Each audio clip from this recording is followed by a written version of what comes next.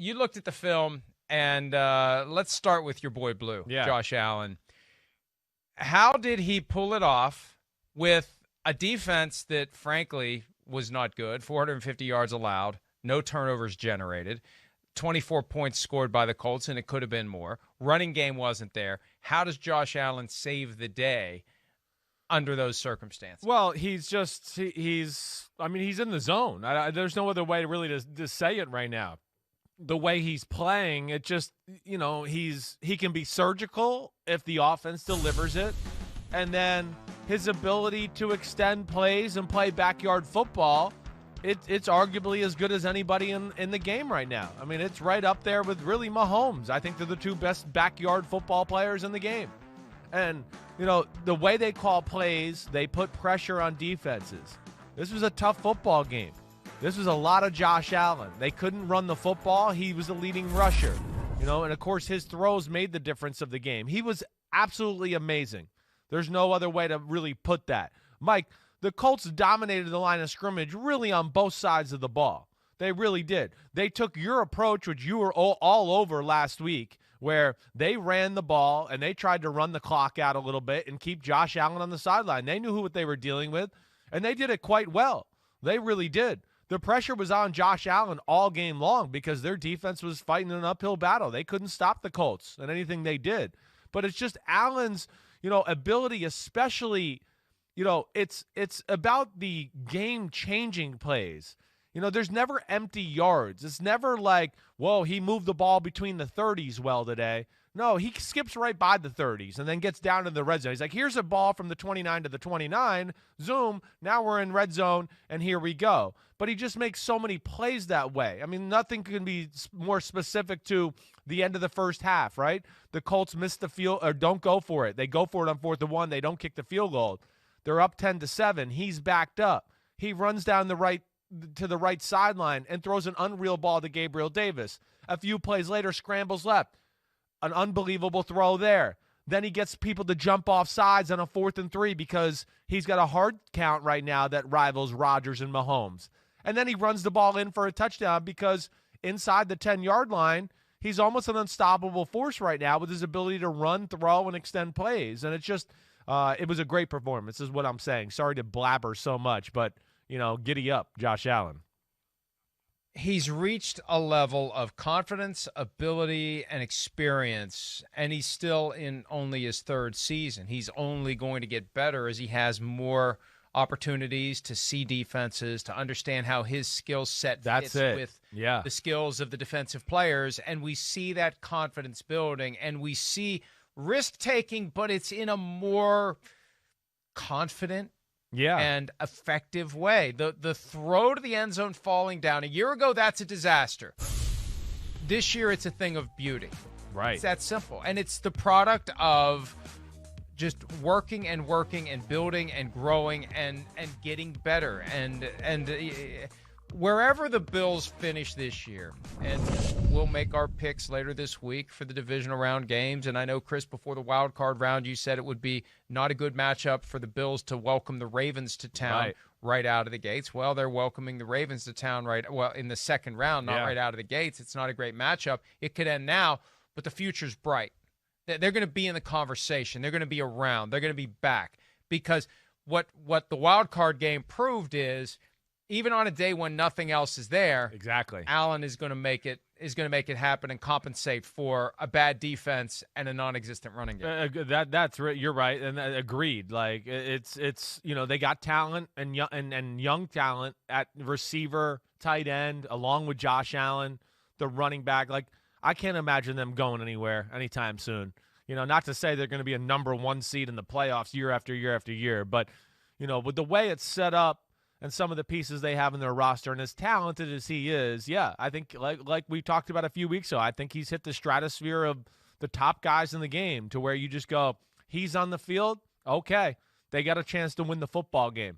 And they, the thing I love about Buffalo is, they play to his strengths and they put pressure on you with how they call the game on the offensive side of the ball too. Because of the things you said, Mike, they can trust him now. When he does take risks, it's a calculated risk but they're always attacking because they can trust, hey, we can call a bunch of deep routes, and he won't just throw it no matter what anymore. He'll look for the check down, the underneath throw, or buy some time and scramble and wait for one of those guys to come back, and he'll make a smart decision.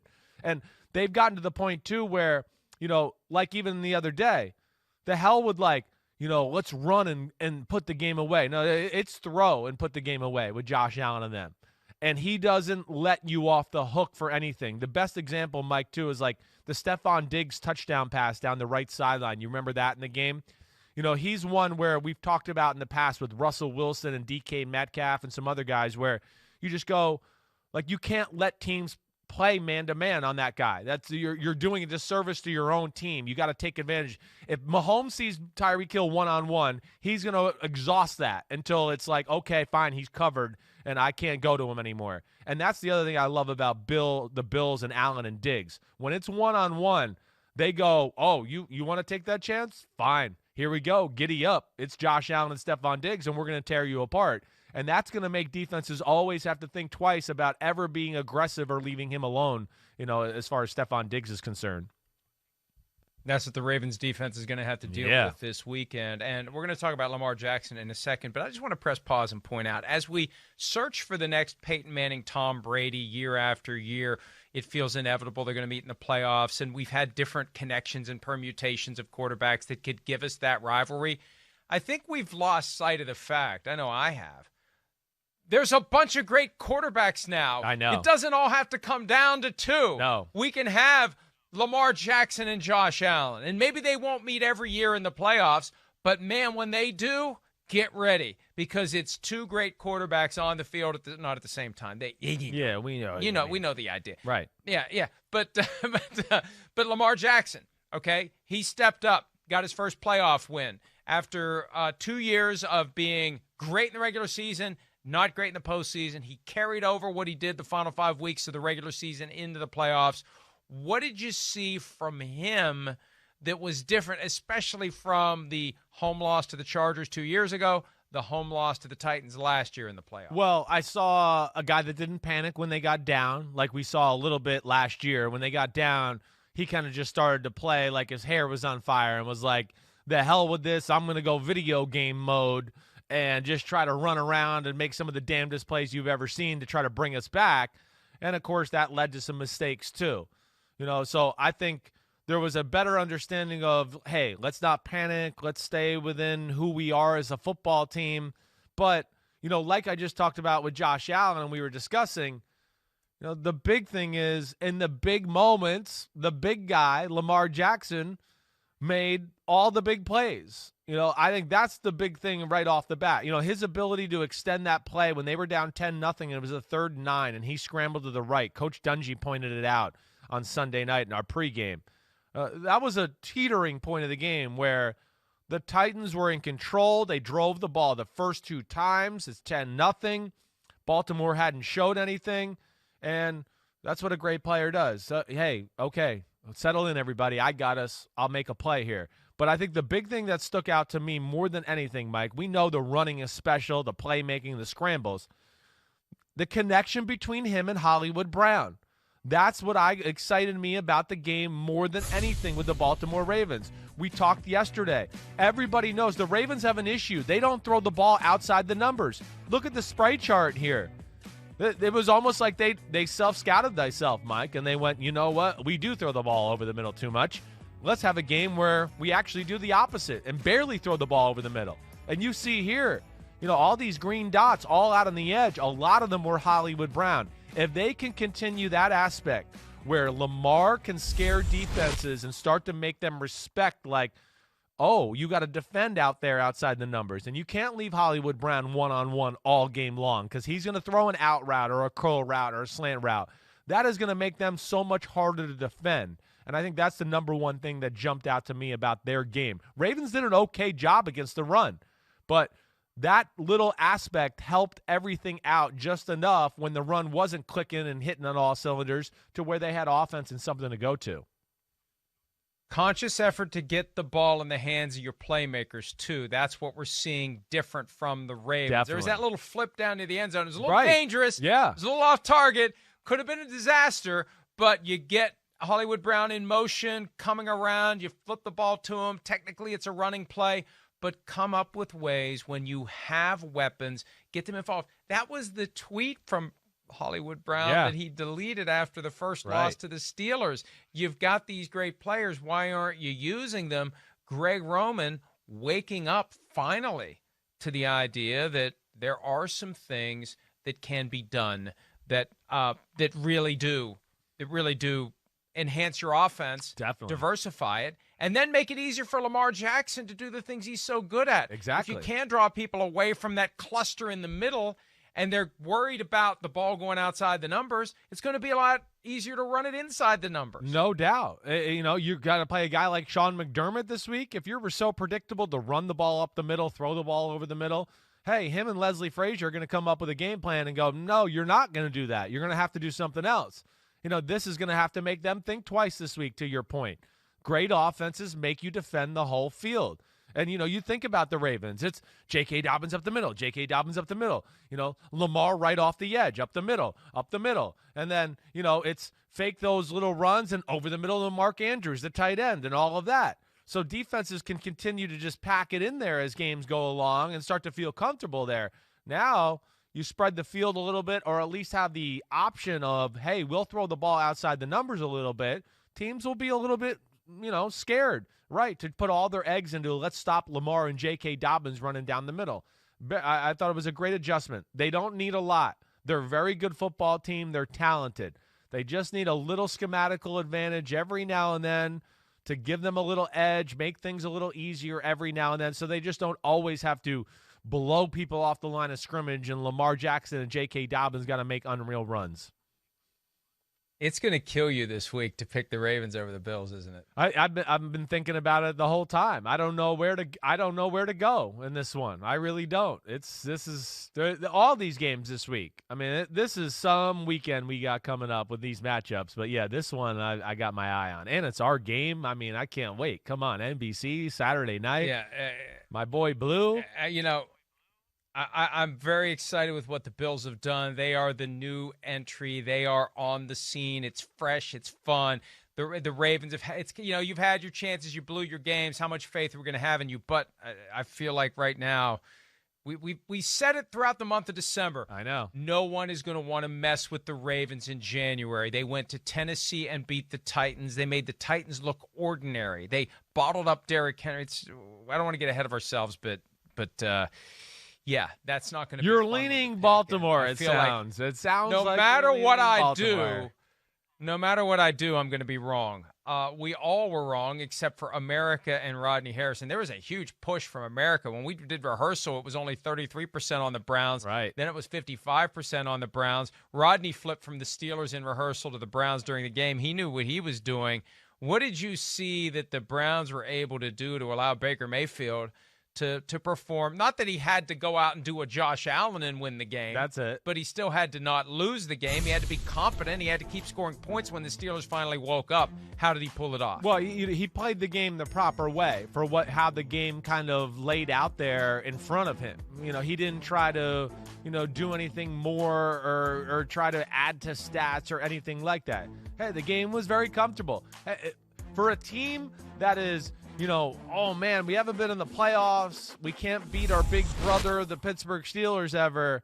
Think about, how great it was for Baker Mayfield to go, man, the first time I touched the ball, we were up 7-0, and I was on the 46-yard line going in. That was a great confidence builder for a team that's going, wait, we didn't practice. Are we going to be able to beat this team? All of that. So all of it, laid out perfectly for Cleveland.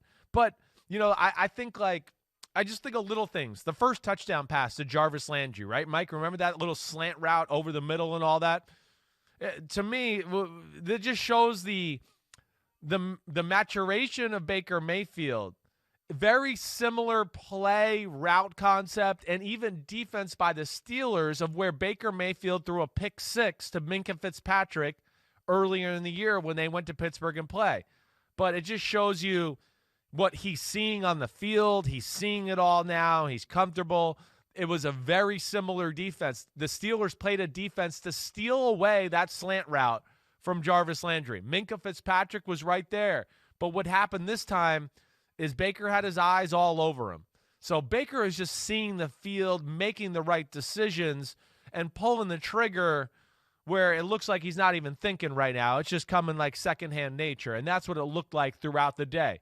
And as the game went and they got the lead, he just kept getting the ball. Okay, wait, I'm not going to be greedy. Get the ball out of my hand. I'm not going to let TJ Watt strip sack fumble me and turn the tide of the game or anything like that. He managed it really well and had the right, feel for, okay, let me take a little chance here now when it's 35-23 and put the pedal on the metal again to kind of put our foot back on their throat. I mean, really mature performance by Baker Mayfield. Can I ask you a very important question? Of course. What is secondhand nature? It's a new Simsism is what it is. Yes. Simsism. Wait. No, seriously. What the hell was I trying to say there? Hold on. Second nature, right. Second nature. There we go. Second nature. Yes, right. Yeah, so secondhand news, and then there's second nature. Second right. nature. I don't know. That one is truly just dumb. That makes no sense, so I don't know about that one. It's been a while. It has. We need to get the reel for 2021 going, and it's January 12th, so that's good. There's another one. I think we have 2 so far, so we'll have plenty by the time the end of December rolls around. By the time the end of December rolls around, Tom Brady will be 44, almost 44 and a half, and still playing football at a ridiculously high level.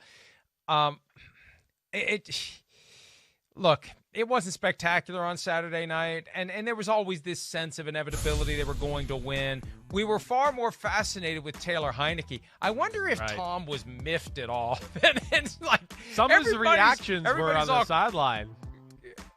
Like, everybody's caught up in this guy that never played before and may never play again. Hey, I'm Tom Brady. What the hell? But what did you see from him, and how much of that do you think translates to this week? Well, I think it's still the number in the stat line you see there on the our graphic. 22 completions for 381 is what jumps out to me. I know there's 18 incompletions there, but I don't really care, because to me what I'm more impressed with is, man, 22 completions for almost 400 yards. That just tells you when, he's throwing the ball and the guy's catching it, it's a big play. I mean, almost every time. It's a whoa, that's a first down. Whoa, that's 15 yards. Whoa, they went for the 40-yard big one and hit the 25-yard one instead. That's what jumps out to me about them right now. They're just, Mike, it's the same thing we've talked about. It's the protection, phenomenal. They do a great job, and like we've talked about, all keeping an extra tight end in, or they'll bring in an extra tackle in the game and have no tight end in the game. So now they have 6 offensive linemen across the board, and he'll run a play action, but they protect him up, and they are looking to strike down the field. And really, really never were really stopped throughout this game. It's 7 scoring drives, only punted, I think, 4 times, and really I think 3 out of those 4 times I looked at it as like Tampa kind of messed that drive up. I'm not sure. I'm not going to give Washington the credit for stopping them. And last thing here, Mike, I'm sorry I'm blabbering, but I just want to throw this out there to you too. One of the things I found interesting about watching the film back, I always look at like how another team approaches the game, because I like it tells you sometimes what they think of their own team or how they match up, right? And the one thing early, Washington tried to run some different defenses and blitz and do those type of things, because I think they want to give Brady some new looks, and he's Tom Brady and he's seen every defense in the world. But really, I think they started the game going, I don't think our front 4 can get there past these big suckers on this Tampa Bay offensive line.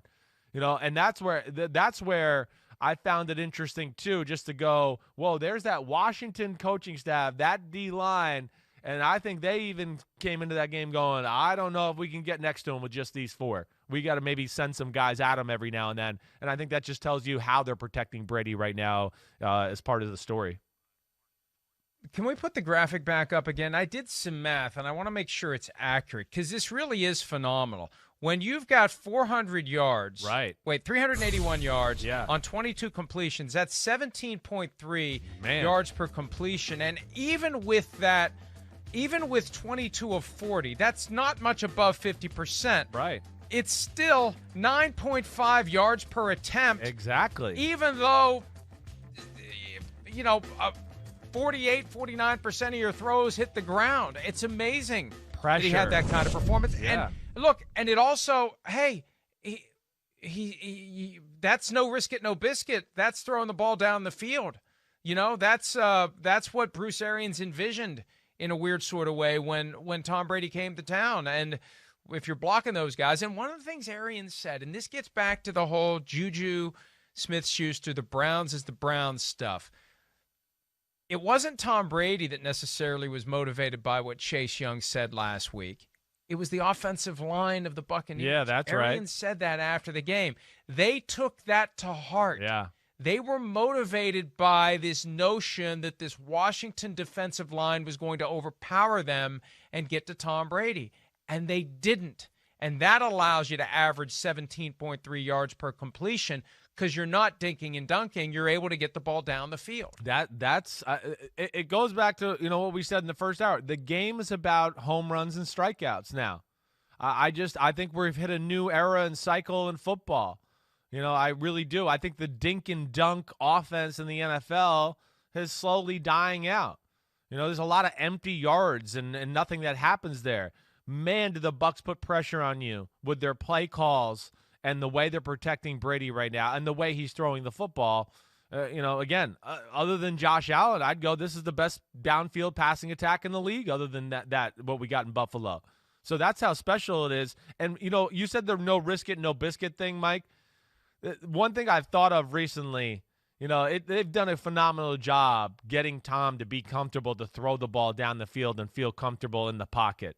They really have. That's where Byron Leftwich, Bruce Arians, they deserve a lot of credit because that was something Brady was reluctant to do the last few years in New England, and they changed him that way. And when you consider their style and who they're playing on Sunday night for the third time this year, a team that has beaten the Buccaneers twice, the New Orleans Saints, they are still infield single hitters. Yes. And they'll dink and dunk, Exactly. and they'll make it work. And it will be the matchup of the oldest quarterbacks in NFL history when you combine it, 85 years old. And Tom Brady posted this. This is awesome. Now, I say that Brady looks like David Letterman. Twitter says that Drew Brees looks like the dad from Family Ties. That may be before your time. No, I know. Yes, he does. He looks a lot like the dad of, what's his name? Alex P. Keaton. Right. Michael J. Fox. Thank you very much. Very much. I could see both of those. Yes, Brady does look like Letterman there. Very similar. That's really good, and that's cool. They both had some fun with it. Hi, I'm Mike Tirico, and thanks for watching. Make sure to hit subscribe for the latest news and highlights from NBC Sports.